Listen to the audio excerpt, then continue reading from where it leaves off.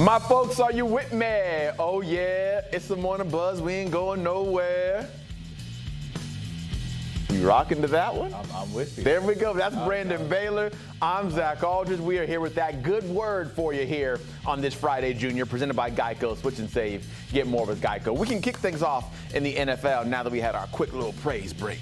Thursday night football, let's just say it will get interesting in the AFC East, but it's two different sides here going in two different directions. You got the Bills looking like contenders at 2-0. The Dolphins looking like fish out of water, what we saw the first 2 weeks there. But, of course, it all starts with the QBs. One is taller than the other, and one is shorter than the other. But that's not what we're talking about. You here. act like Tua is like a little small fry. Josh Allen is 6'5". Tua, 6-0.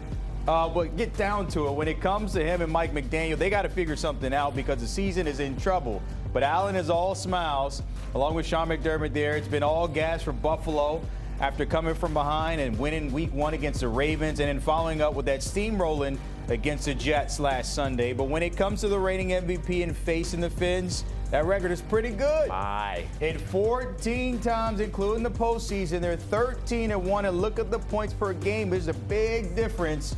But you got Josh Allen back there, and also the turnovers in favor of the Fins. That is never good when it comes down to these two teams. So we will see how that happens. All right, let's dive deeper into this. And my guy, Bryant McFadden, tapping him. Give us a skinny before we get to Thursday night. And BMac, on one side, I just mentioned the Bills. They're riding high. We saw what Allen did last year, the MVP. Looks like he's in midseason form.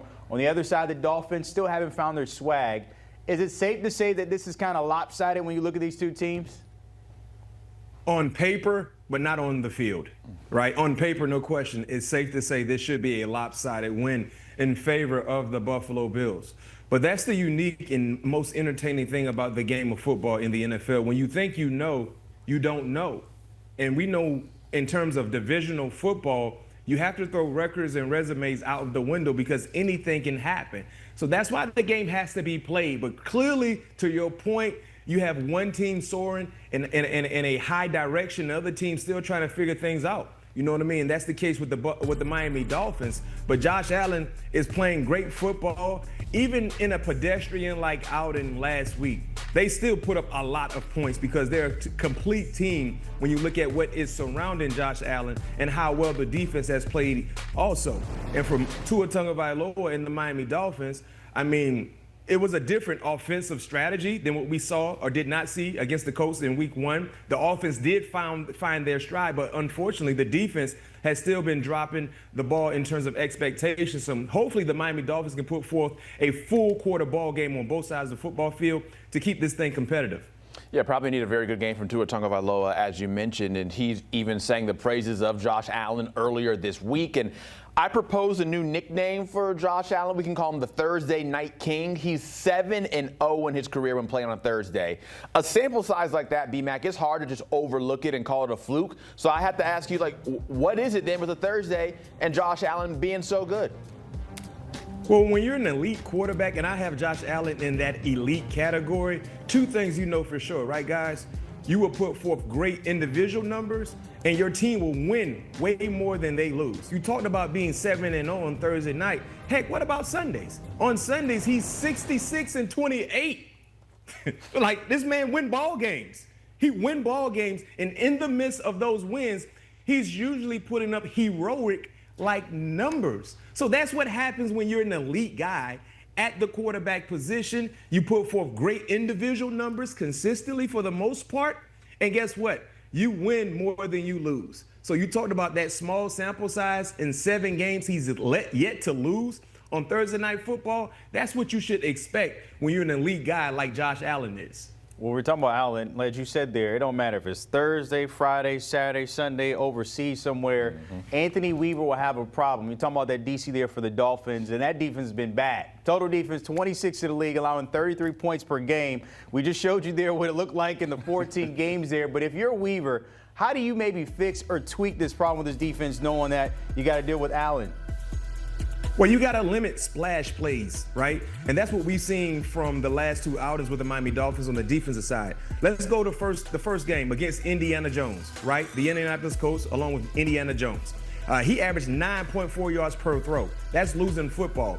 The Colts, they were 7 of 15 on third down. And when you go to last week's game against the New England Patriots, Drake May, he averaged 10 yards per throw. They were 7 and 12 on third downs. So what we're seeing right now from the Miami Dolphins defensively, we're not seeing the sticky coverage that you need to see to prevent some of those splash-like plays coming from the quarterbacks. And then because the opposing offenses, guys, they have one on first and second down, they get in makeable third down situations where they can convert those third downs to sustain the necessary drives they need to sustain to score points. So those are the biggest issues with the Miami Dolphins, along with not creating turnovers, not winning the turnover battle. So these are things you have to find a way to rectify if you have any aspirations of winning, especially against one of the best offenses laid with one of the best quarterbacks in the NFL.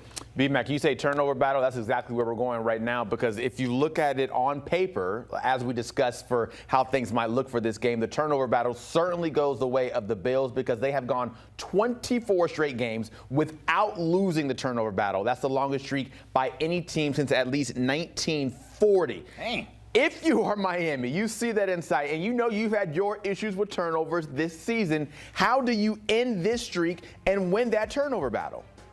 Well, number one, offensively, you got to protect the football. You have to protect Wilson.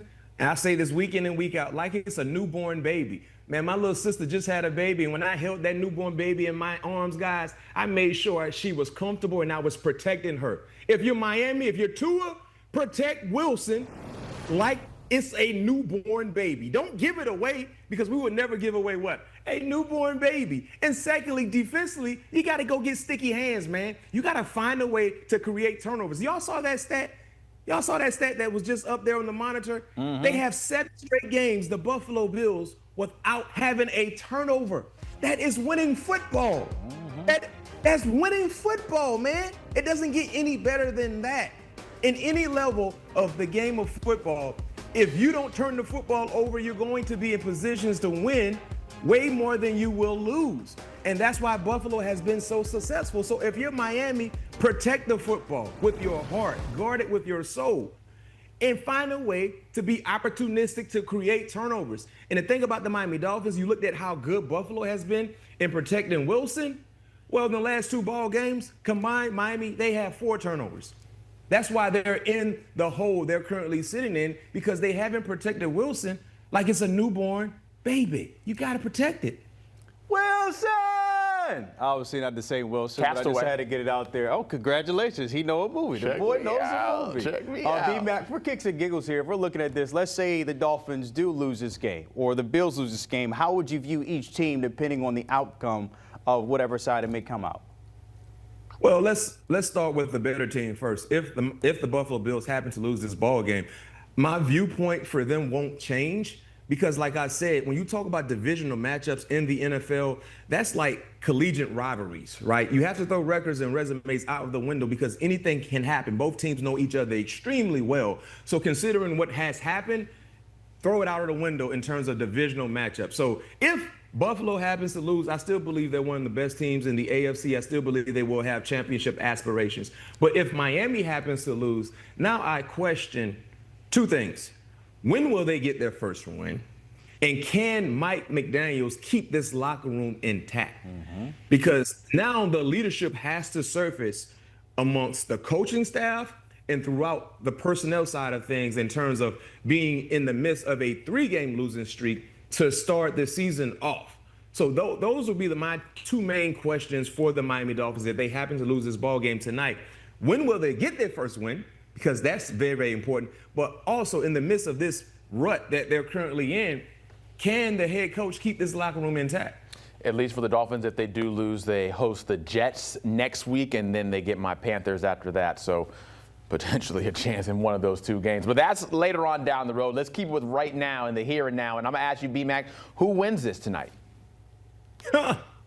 There's no guarantee in the NFL. That's why it's so entertaining, because like I said, when you think you know, you don't know, right? Every week you think you got a guaranteed win and something happens and someone loses the ball game. But for me, I can't turn my back on the trend. 2 trends.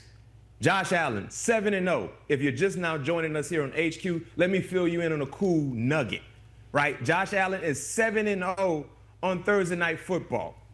That's a hot trend. Secondly, against the Miami Dolphins in his career, he's 12-2 against the Miami Dolphins on any given day. His numbers against Miami in those 12 wins, 12-2, 37 touchdowns, 8 interceptions. So the trend is your friend in terms of picking this game if you don't have a dog in the race. And if you're a Miami Dolphin fan, it's cool to cheer for your team, but unfortunately, I don't even think you actually think you guys can win this ball game. But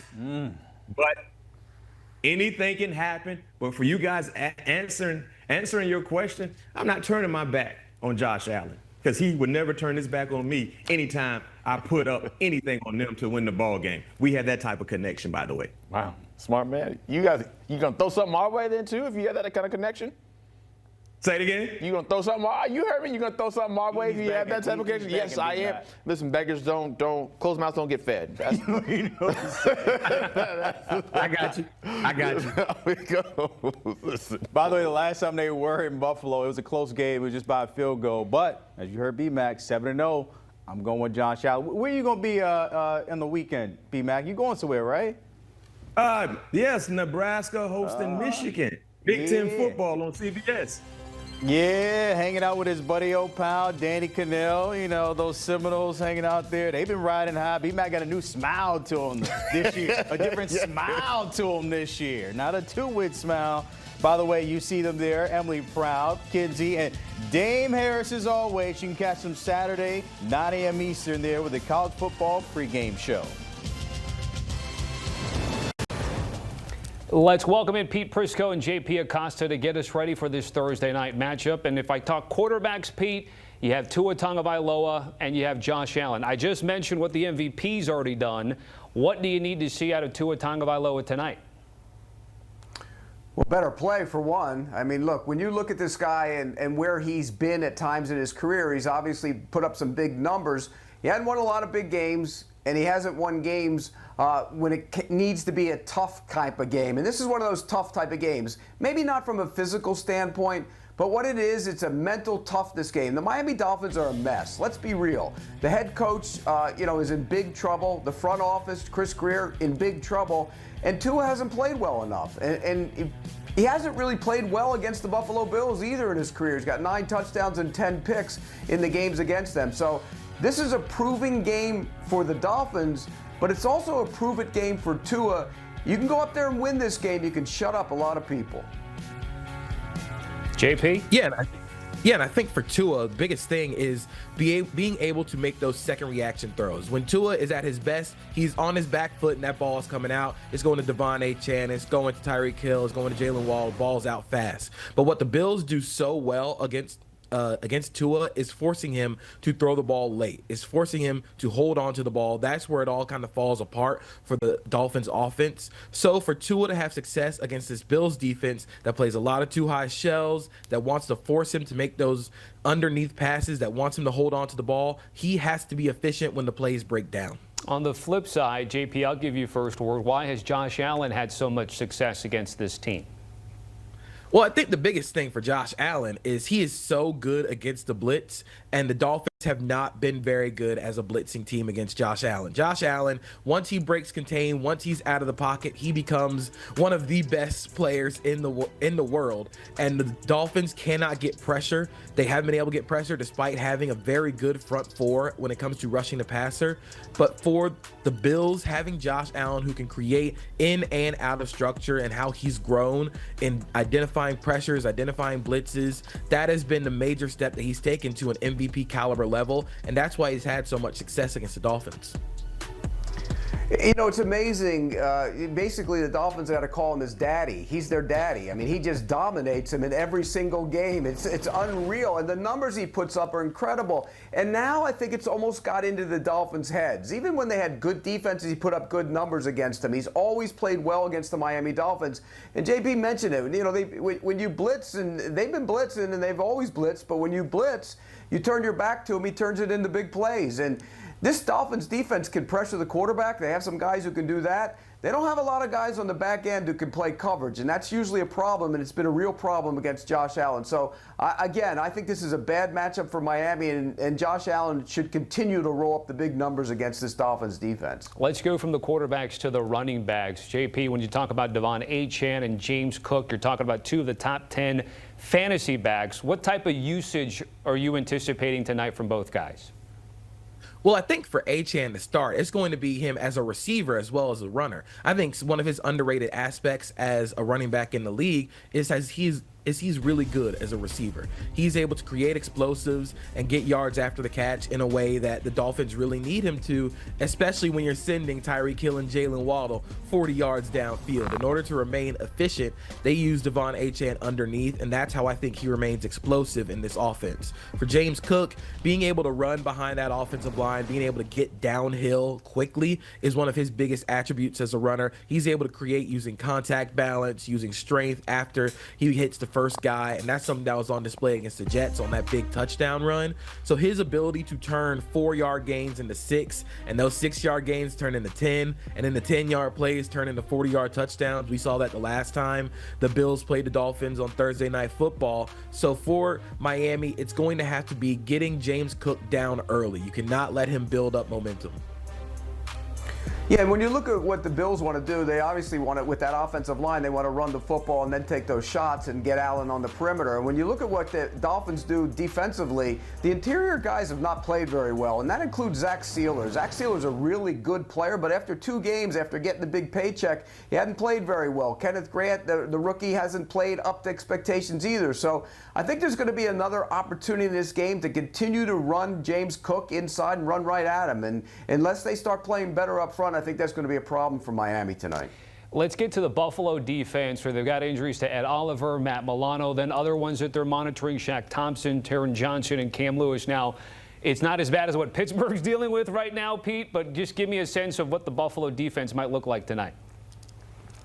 Well, Ed Oliver, obviously, the first game was as good as anybody in the league against the Ravens. He was outstanding that night, then got hurt, and he's a big part of what they do on the interior of that defense. But they drafted to address that defense on the interior this year. You know, Deion Walker, big physical guy from Kentucky, and also Sanders, the tackle from South Carolina. Both those guys played. They weren't great last week, but you could see the progress they're making. They both have to be big in this game. They can get by without Milano. They've learned to do that over the last couple of years. I don't think that's going to be much of a problem. He's a good player, but they can replace him. And Taron Johnson says he's probably going to play. So if he plays, that really upgrades the nickel position because he's one of the best in football. But I think it's interesting to keep an eye on those young defensive tackles because they wanted to get them up to snuff, and now they're going to have to do it a little sooner because the Ed Oliver injury is kind of impacting that. Yeah, and I think the biggest thing with the Ed Oliver injury is it affects that second level. Because of how light they play their defenses, how many people they have in the box when it comes to stopping the run, they don't really play a lot of guys in the box. And even those guys that are in there, Matt Milano is maybe 230 pounds, maybe 225. You have Taron Johnson, who's a nickel bouncing in the run game. He's like 190 pounds. They play small up front. So having a guy like Matt Milano and Ed Oliver in your lineup sort of helps mask those size issues when you have guys who can beat the offensive linemen with their quickness. So not having Matt Milano will be a little bit of an issue, but with the amount of reps that both their backups have gotten in that period of time, you know, you're talking about Dorian Williams replacing Matt Milano. You're talking about, like Pete said, the rookies playing Deion Walker, TJ Sanders. It's the perfect time to go get some reps, to go get some playing time in important games, especially against a Dolphins offense that's going to stress their eyes. And they'll be at home. That certainly helped just a little bit as well in terms of a prime time short week for both teams. Pete, you'd reference Mike McDaniel. What's at stake for the Miami head coach tonight, you think? You know, normally, Stephen Ross is pretty patient with his head coach, but if he goes up there and they put on if Buffalo puts a 43-3 or 43-10 type of game on them, I don't think it's going to be that bad. But if they did, we've seen this before. It's happened. I mean, you know, the Chargers on a Thursday night played a couple years ago poorly, and you know, they fired Staley after that. So coaches, owners react to what happens in front of the national television audience. If it was 43-10 on a Sunday, Maybe not. It probably won't happen, but I guarantee you, if it's 43-10 or 35-7, and it's an ugly performance by the Miami Dolphins, Stephen Ross is going to give that consideration in large part because he knows his peers are watching, and there's nothing more embarrassing for an NFL coach than having all your brethren watching your team get the daylights beat out of it on national TV. I 100% agree with Pete here. The biggest thing for Mike McDaniel in this game is to avoid the blowout. They cannot get boat raced by the Bills at home. This is supposed to be a division rival. You built this team to try and beat the Bills, and you cannot get embarrassed on Thursday Night Football. Like Pete said, owners are watching. They are watching the primetime games because they want to see their team do well under the lights or at least be competitive. So for Mike McDaniel to stay off the hot seat, this Dolphins team has to be competitive on Thursday night. I'm not sure if they're going to win, but at least keep it close, keep it competitive. I think people know by now, too, the record that both Mike McDaniel and Tua Tagovailoa have. When they play good teams, it doesn't bode well for them. 3-13 against winning teams, 22-11 against teams below 500. And we're going to get to picks, but just before we do, give me a matchup or an X factor maybe that we haven't talked about that you guys have your eyes on. Pete, I'll give you first word. Well, again, I mentioned it. It's the interior of that Miami Dolphins defensive line. They have to play better. If you're going to stop Buffalo, you got to stop their run game. And you know, Zach Sealer, one of them, first and foremost, he's number one on my list because he hasn't played well the first 2 weeks. He's got to play big in this game. He's too good a player to play the way he's played the first couple weeks. And so I think they have to play big on the interior for the Miami Dolphins. I'm actually going to go with Devon Achane and Miami's speed against a thin and depleted Bills second level. The biggest thing that Miami has over the Bills right now is that they are much faster than most teams in the league. But the Bills defense is built on smarts and intelligence rather than true speed, especially on the back end. So if you're able to stretch the field a little bit, if you're able to get Devon Achane involved, maybe that unlocks some more deep passes for Tyreek Hill and Jalen Waddle against a secondary that doesn't really have a lot of speed right now. 11.5 is a big number, especially this early in the year. Pete, who wins tonight and why? When you have one team that really struggles against the other, and you also have a team that had a players-only meeting after week one, that's never a good sign. You have a coach on the hot seat, you have a general manager on the hot seat, and you have questions about the quarterback, and now you're on the road on a short week. Buffalo puts a number on them tonight. I think they win by about 19-20, something like that. I think Josh Allen plays well again against the team that he's dominated. The Bills are rolling right now. They have one of the best offensive lines in football. They have an identity through the ground game, putting teams in 12 and 13 personnel and just mashing them down. I don't think the Dolphins are going to be able to keep up with that on the ground. And once the Bills have that lead, they're able to just lean on them. I think Buffalo rolls at home. Okay, both guys going with the Bills and going big on Thursday Night Football. JP, Pete, guys, certainly appreciated. A reminder about what we've got also happening over here on CBS. This is the more contemporary look. There's also the throwback theme that we'll talk about and that we have been talking about this week. But again, 4 games in the early window and another doubleheader at 4 or 5 Eastern on the West Coast, including Southern California.